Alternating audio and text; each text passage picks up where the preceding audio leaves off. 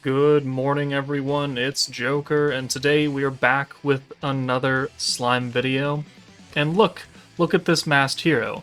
This masked hero that, as of like 2 days ago, 3 days ago, got an EX Unbound upgrade. So now she has a slightly stronger just base ult at 300% instead of 270, and she has an EX ult now. She has a 6th ability board, and you know what makes that even better? A free piece of gear for her. So we have the special sword when equipped by the Master of the Time Traveler increases attack by 10%. It's the same as giving her a normal space sword. It's just unique to her. Unique gear is a thing. But you cannot make this sword. You can only acquire it by completing a certain mission.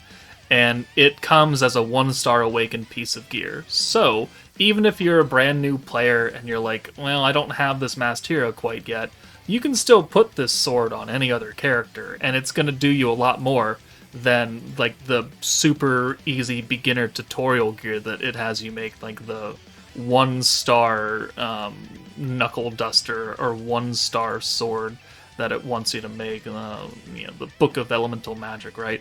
It's much better having a 1-star awakened sword for free than making this little piece of shit gear, right? And you can give to anybody. It doesn't have to be someone who wants a sword. But how do you acquire this special sword for the masked hero? Well, you go into the story chapters. You go to chapter 13, expert difficulty. Stage 8 unlock has the question mark EP requirements, and that's because it's a very special particular fight. So we look at it, it's a 2-phase fight. You start off fighting Hinata, who is not very hard. She nerfs your front line into the ground by quite a bit at the start of the fight, so they're not going to do nearly as much. But this is not the threat. This is not the challenge, quote unquote. The challenge is when you beat Hinata and you move on to the masked hero, who has a bit more HP, 204k, really high stats, is immune to almost everything, and she immediately buffs herself to the wall, and she gives herself an instant ult. So if you don't kill the hero, she's going to wipe out your front line, unless you have a way to negate that ult, and then she loses her buffs and she becomes just kind of tanky.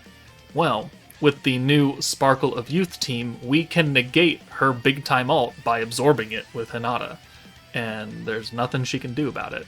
And with the Reckoning stacks, we can just kill the masked hero very, very easily, because she only has 204k HP versus Beatdown Battle, which has 6 million or something like that. So let's build the Sparkle of Youth team, and let's just come and bully Hinata and the hero. Alright, so this is the team. Traditionally, like for a stacking team or something, I would take all the gear off the frontline characters so we could build up some stacks of the Protector against Hinata and then move on to the hero, but it's not really what we need to do here. We're going to just make sure that we have access to Masayuki on turn 5, move into the hero stage, and then just let Reckoning take care of the hero while not taking a single bit of damage. So while the front line is going to get nerfed, it's not that big of a deal. Reckoning doesn't kick in till turn 5 though, which, I mean, you don't have to go into the hero part at turn 5, you could certainly do something else, but right here, we're just gonna... there's Masayuki, so we just have to wait out a couple more turns. It just makes it easier if you just hold off on killing Hinata immediately, and then you just go into the hero with some Reckoning stacks, and then you call it a day. So 1, 2, 3, 4. You see that our front line has been nerfed. We're doing not a lot of damage to Hinata, which is fine. It's fine. We're trying to take our time here. The green orbs are nerfed, unfortunately, but we're also buffing them with Isis, so we're only losing 20%. Let's just go ahead and send these 2 blues. I mean, if we get double Masayuki, that's an extra 200 skill points. That's pretty cool. Let's see. Oh, the greens are no longer nerfed. Okay, so that's kind of nice. Let's go ahead and... You know what? Let's do this instead. Let's do the special convert with Traya. Cool. And then we'll take Traya out for Hinata, and then we'll bring in Shizu for Isis, and then we'll use the points right here. We'll put the healing state on, and the Reckoning stacks will carry over from the Hinata fight, since they're buffs on us and not Hinata herself. So let's go ahead and do this, and let's do this, and let's get some Reckoning stacks. That way, when we enter turn 5, the hero is not going to be able to kill us, and she's just going to straight up die. So I don't know if we kill Hinata here, but we'll probably get it kind of close. Well, not as close. Okay, well, I think if we don't kill her next turn, the Reckoning will kill her. So let's absorb whatever hits we take here. All right, cool. And yep, all right, cool. Oh, yep, more stacks. All right, so let's just go ahead and do this. Boom. And, oh, Hinata didn't die? Oh, that's unfortunate. Oh, look at this ult. Oh, yeah, 1 damage. Hurt a lot. 888k. Remember that the hero only has 200k HP. So as long as we survive this nuke, after we, see hidden episode concept number 3, you can see that the hero gives herself an ult and then buffs herself. Instant ult right there. So if we were to just sit here and take it, we would die. But what we're going to do is we're going to bring in Traya. That way all 3 of our characters can have access to Hinata's absorption state. And then we're just going to chill. So we'll use Masayuki here for funsies onesies. And then we'll send 1 orb. That's all. That's all we need to do. 1 Hinata orb. Boom. Alright, and the hero's going to nuke us, and we take nothing. And then the Reckoning kicks in, and we do 1.3 million damage, and she's dead. That was real tough right there. So, yeah. Reckoning is good against a lot of the early game fights. And once you hit next a couple of times, you'll see hidden episode number 5. And then after you watch this, in your gift box, there will be a free Awakened Hero sword for you. As long as it's your first time doing it. So, that's not very hard. And people are like, but Joker, I don't have Hinata. I don't have Masayuki. Well, you can very easily remedy that by just bringing the 4-star Carrion.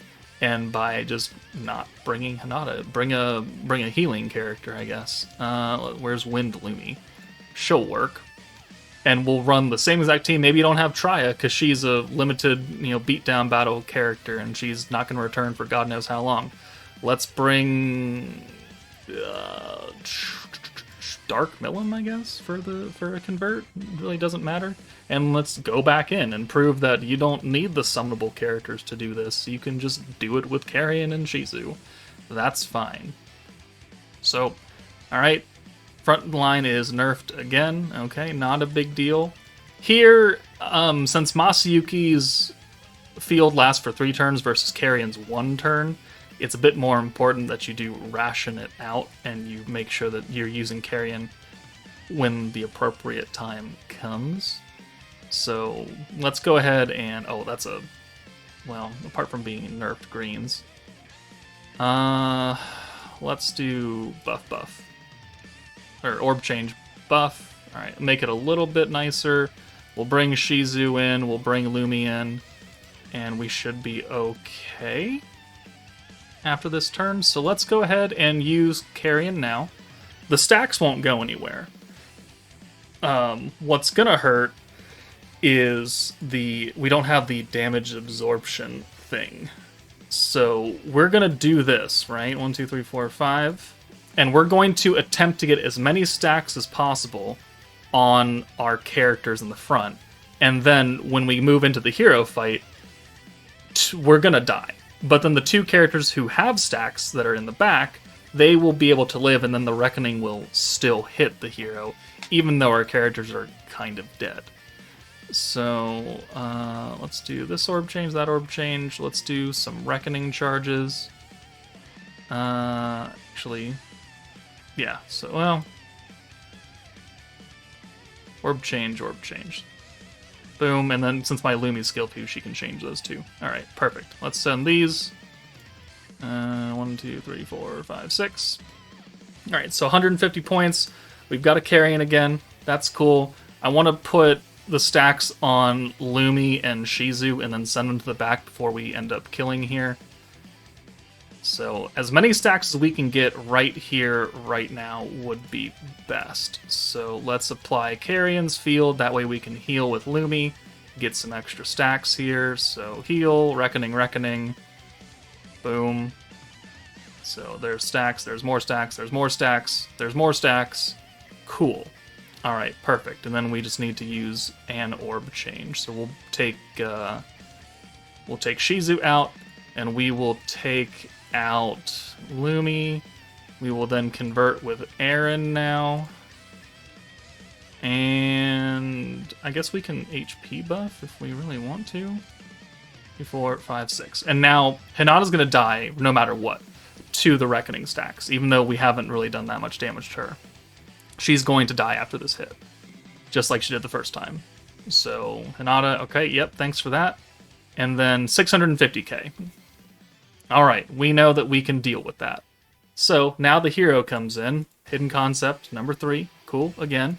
And now we're going to sacrifice our front line here. We know that's going to happen. But it's going to be okay, because we're going to have 2 more characters in the back that still have access to Reckoning. And I feel like that should be enough to kill her, or very close to. So 1 damage, super guard. Gonna wipe our front line. Yep, 770k or something like that. And then our 2 characters come in, and then 435. And there you go. Like, yeah, not a lot of people survive that, so you might not 3-star the mission or anything, but...